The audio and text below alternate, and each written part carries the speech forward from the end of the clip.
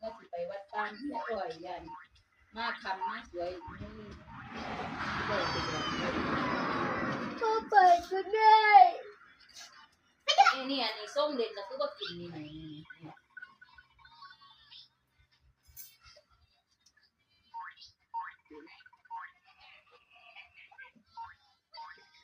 กินยังเขาแบบนี้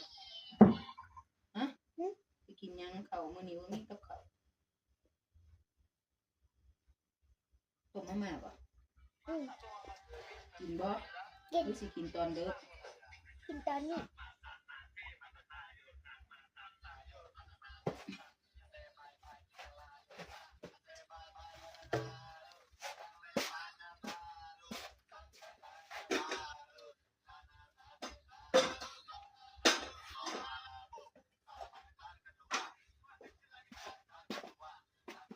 น้ำเลย